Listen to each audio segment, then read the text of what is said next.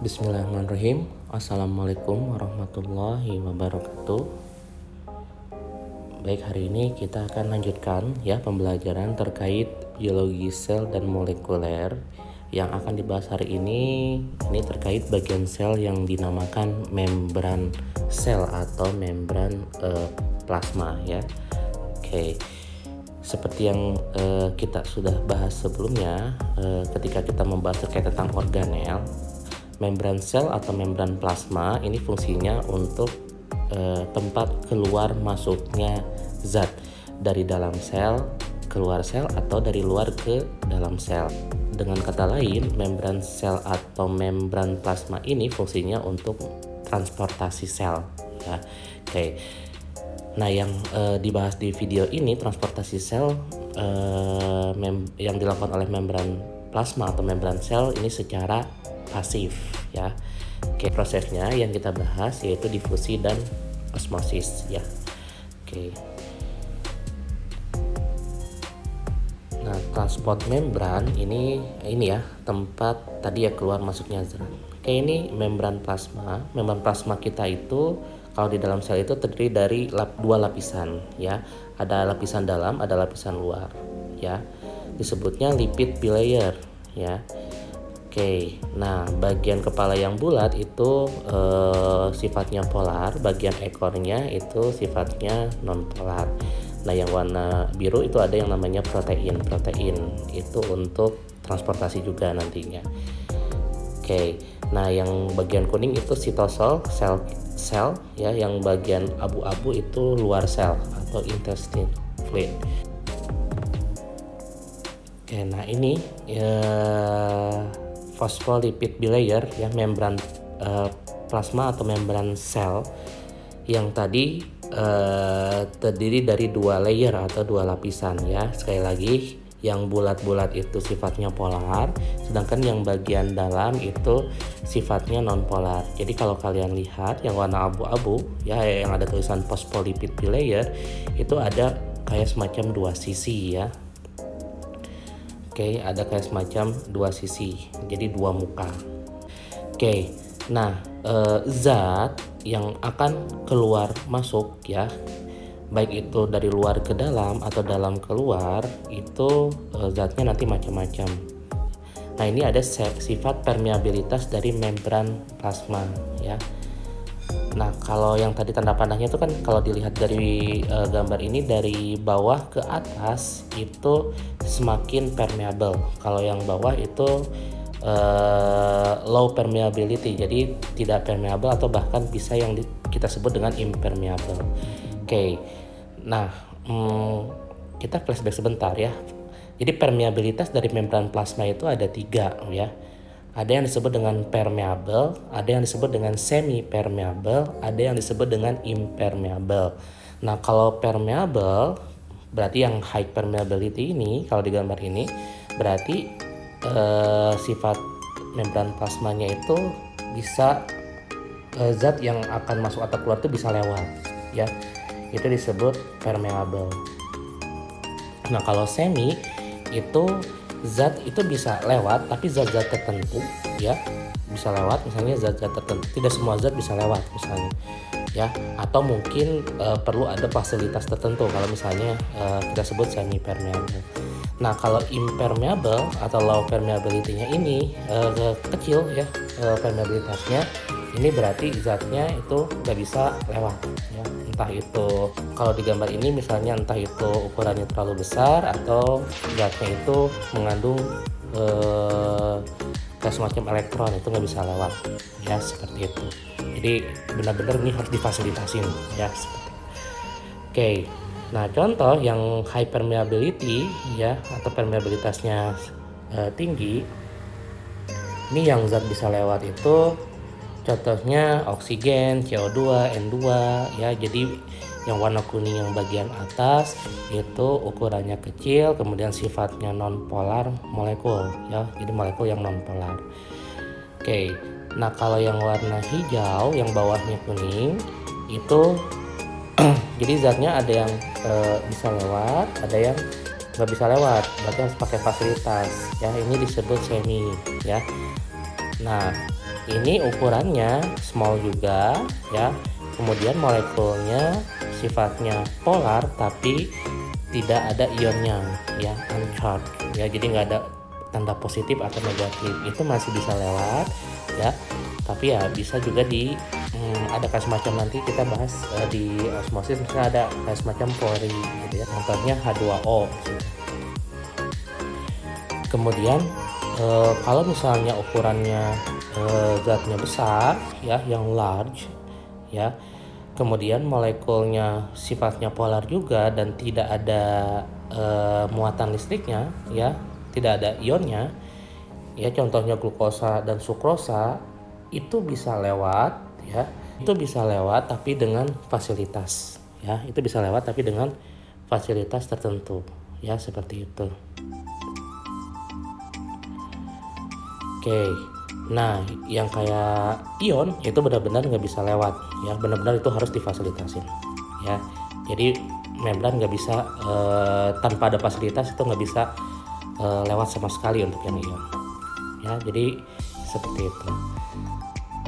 Nah ini penampakan membran ya. Oke, yang kita akan bahas di transport membran itu ada dua sebenarnya, ada transport pasif, ada transport aktif ya. Nah bedanya yang pasif itu tidak memerlukan energi, sedangkan yang aktif itu memerlukan energi ya. Oke. Contoh yang pasif itu simple diffusion, difusi berfasilitas dan osmosis ya. Nah difusi ya ini merupakan perpindahan ya, zat terlarut ya dari konsentrasi yang tinggi ke konsentrasi yang rendah. Ini contoh ilustrasinya, ada gula misalnya di luarannya ada air, nah gulanya nanti larut ya, karena yang di bagian tengah konsentrasinya tinggi si gulanya, kemudian akan menyebar ke konsentrasi yang rendah ya. Oke, jadi ada perbedaan konsentrasi ya dari tinggi ke rendah ya, zat terlarutnya. Oke, ini contoh kalau misalnya di sel yang luarnya itu tuh ada suatu zat terlarutnya itu dia banyak, yang di bagian dalam selnya itu sedikit ya, sehingga yang dari luar itu bisa masuk ke dalam sel ya, seperti itu. Itu proses yang namanya simple diffusion ya. Ini untuk zat yang kecil, kemudian sifatnya non polar ya. Oke, non polarnya itu di bagian membran tuh yang bagian tengah ya, jadi sifatnya harus non polar. Contohnya oksigen atau CO2 ya, yang bisa dilakukan simple diffusion. Nah itu contohnya, jadi oksigen dari luar misalnya dia masuk ke dalam, karena konsentrasi oksigen di luar itu lebih besar daripada di dalam sel ya. Oke, jadi bisa masuk karena konsentrasi tinggi, dia akan pindah ke konsentrasi yang rendah. Sebaliknya misalnya CO2 di dalam sel itu tinggi, dia akan keluar ya, seperti itu, sampai dalam keadaan istilahnya itu setimbang nanti perpindahannya. Ini ilustrasi yang lain ya terkait tentang difusi ya. Tadi ya, difusi itu jadi perpindahan zat larut ya dari konsentrasi tinggi ke konsentrasi yang rendah. Di zat larutnya itu yang warna merah ya, kemudian ada pelarutnya, airnya itu yang warna biru. Tadi ada pergerakan ya dari yang terlarutnya dia konsentrat yang tinggi ke yang rendah. Oke, ini ada yang kedua, itu difusi berfasilitas, difasilitasi untuk ukurannya yang kecil molekulnya ya, kemudian sifatnya polar ya. Ya molekul kecilnya itu dia punya muatan, ada small charge molecule dan polar solution. Jadi dia harus ada fasilitas, tidak bisa langsung lewat membran yang lipid bilayer tadi. Ada dua tipe fasilitasnya, ada yang disebut dengan channel mediate, ada carrier mediate ya. Ini perbedaannya dari proteinnya ya, model proteinnya. Ada pakai media channel ya, ada yang untuk misalnya ion atau small molecule tapi punya muatan ya. Nah itu disebutnya kata lain juga yang warna biru itu disebutnya ion channel ya. Ada protein channel karena ini dibuatnya dari protein ya, bahan bakunya protein. Nah, ada dua jenis misalnya ya, ada selalu terbuka ya yang kanan ya. Jadi guide-nya selalu terbuka, atau harus yang sebelah kirinya, ilustrasi sebelah kiri itu harus di stimulus ya. Oke.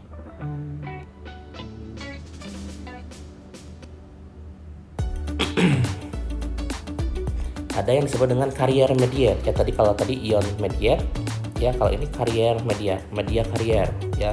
Bentuknya protein juga ya, bahan bakunya protein, tapi nah ini ada perubahan bentuk konformasi protein ya. Contohnya yang lewat itu molekul glukosa ya. Oke. Nah, itu yang tadi difusi. Nah, sekarang osmosis ya. Osmosis itu sama, ini perpindahan ya, sama molekul ya, dari konsentrasi yang tinggi ke konsentrasi yang rendah, tidak melawan gradien, tapi yang pindahnya itu molekul yang zat pelarut ya. Kalau tadi istilahnya terlarut, kalau ini yang disebutnya pelarut, airnya yang pindah ya. Oke, dari konsentrasi tinggi, konsentrasi air yang tinggi ke konsentrasi air yang rendah ya. Itu yang disebut dengan osmosis. Dia melewati membran yang disebut dengan semi permeable ya. Contohnya ini di bagian luar itu terlarutnya 3%, kemudian waternya sebagai pelarutnya 97%. Yang di bagian bawah waternya lebih banyak, 99%. Bagian bawah tuh dalam sel ya, yang terlarutnya 1%. Nah, air yang di dalam sel akan berpindah ke luar sel. Ini contoh yang lain, yang ini membran semi permeable ya. Oke, nah yang sebelah kiri itu airnya atau pelarutnya lebih banyak, yang sebelah kanan pelarutnya sedikit ya, pelarutnya yang banyak, makanya pindah tuh dari yang airnya konsentrasinya tinggi ke air yang konsentrasinya yang rendah ya. Nanti ada disebut tekanan osmosis ya, seperti itu. Nah, ini ada istilah hipotonik dan hipertonik kalau kita membahas terkait tentang tadi zat pelarut yang tinggi atau rendah ya. Ini sedikit yang tadi yang kita sebut pelarut ya, larutan. Jadi larutan teh terdiri dari dua part ya. Ada yang disebut dengan solut ya, zat terlarut ya. Ada yang disebut dengan solvent. Misalnya ini air ya, pelarutnya ya. Jadi ada terlarut, ada pelarut. Nah, contohnya di sini ya, yang larut air itu gula ya. Jadi gula tidak larut gula larut air, bukan air yang larut gula gitu. Jadi yang dominannya di sini yang sebagai pelarutnya itu air.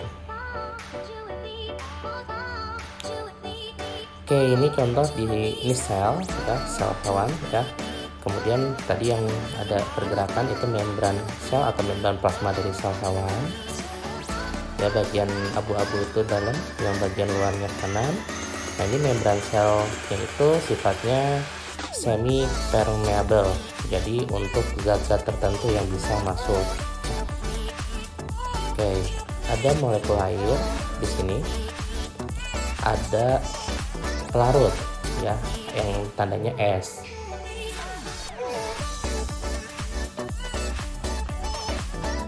Oke. Nah, di osmosis air yang pindah. Nah, melewati yang disebut dengan membran plasma yang sifatnya semi permeable. Ini perpindahan osmosisnya. Oke. Sampai kapan mereka pindah ya, si pelarutnya atau airnya itu sampai dalam keadaan setimbang. Nah, pada semi permeable ini ya, ini solventnya atau terlarutnya itu tidak bisa pindah langsung ya. Tadi kalau contohnya gulanya nggak bisa pindah, tapi gulanya sebenarnya Bisa sih dengan difusi, tapi difusi berfasilitas. Jadi nggak bisa langsung lewat membran plasma yang lipid bilayer ini ya. Jadi harus menggunakan protein. Oke, ini ada larutan hipotonik, ada larutan hipertonik ya. Jadi yang hipotonik ya, pelarutnya itu tinggi ya, sedangkan zat larutnya rendah ya. Itu disebut dengan hipotonik ya, atau encer lah bahasa kitanya. Kalau hipertonik disebutnya pekat, yang pelarutnya rendah, yang terlarutnya justru yang tinggi. Nah, contoh di situ yang di dalam selnya waternya 60, terlarutnya 40 ya. Di luarnya waternya 80. Mana ya larutan yang disebut dengan hipotonik, di luar atau di dalam?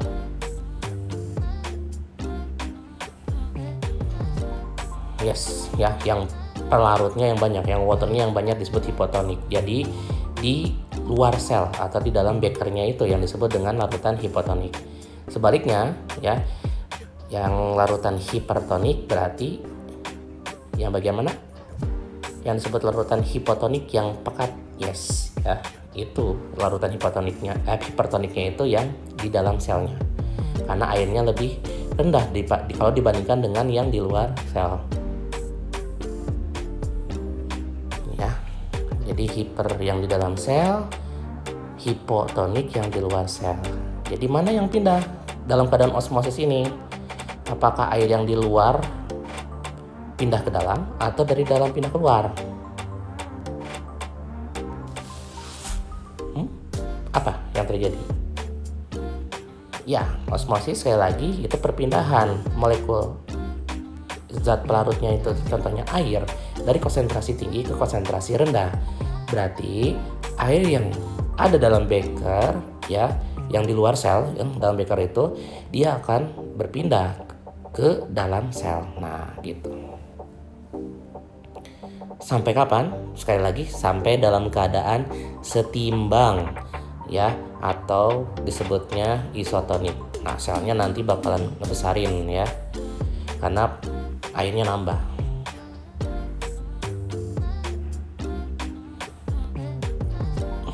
Oke, ada kondisi yang lain ya. Contohnya air di beker ya, di luar selnya itu 50% air, 50% zat terlarut. Sedangkan di bagian dalam 60% air, 40% zat terlarut. Oke, mana yang larutan yang disebut dengan hipotonik?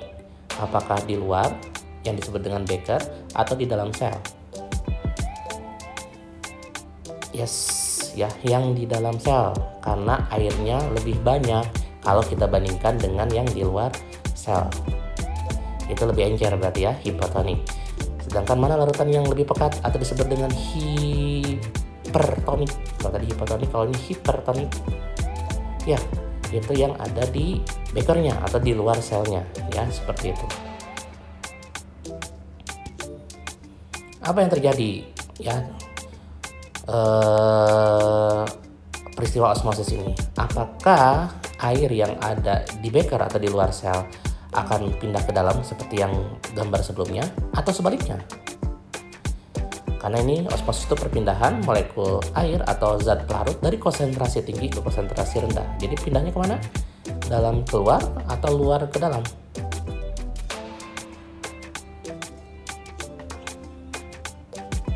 Iya, jadi kalau kondisi kayak begini, air yang ada di dalam sel akan berpindah ke luar sel, ngecilin tuh selnya ya. Seperti itu, sampai dalam keadaan setimbang atau isotonik.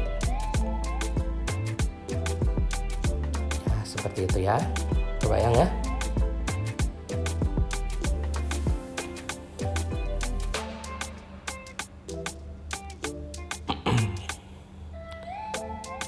Ya, ini sekali lagi ilustrasi membran sel atau membran plasma kita semi permeable. Contoh yang lain, misalnya di dalam sel itu ada 15 molekul air, ada 5 molekul zat larut, misalnya solut. Yang di bagian luar airnya itu ada 5 ya, di zat larutnya ada 5 juga. Mana yang hipotonik, mana yang hipertonik? apakah sebelah kiri kalian atau yang di dalam sel atau sebelah kanan kalian. Ya, sebelah kiri dalam sel itu 75% air, sedangkan zat larutnya 25%. Ya, kalau kita pakai persentase. Sedangkan yang sebelah kanan 50-50 antara air dan solutnya atau zat larutnya. Oke, betul jawaban kalian. Yang hipotonik yang lebih encer itu di dalam sel, yang hipertonik itu yang lebih pekat. Ya, itu yang di luar sel. Oke, karena airnya lebih sedikit yang hipertonik ya dibandingkan yang di dalam sel. Berarti kalau peristiwa osmosis, apa yang terjadi? Molekul airnya dia akan masuk ke dalam, dari luar ke dalam sel atau dari dalam keluar. Ya, karena molekul air di dalam sel itu jauh lebih tinggi daripada di luar sel, maka molekul air yang di luar itu akan molekul air yang di dalam akan berpindah ke luar sel. Ya, pindah sampai dalam keadaan setimbang. Ya, setimbang itu berarti persentasenya sama ya. Jadi seperti itu, 67% air dan 33% solut misalnya di kedua sisi. Maksudnya di kedua sisi ya, sebelah kiri itu yang mewakili dalam sel, yang sebelah kanan itu luar sel. Nah, ini disebut dengan kondisinya setimbang atau isotonik. Nah, jadi nggak akan ada perpindahan lagi molekul air kalau dalam keadaan isotonik.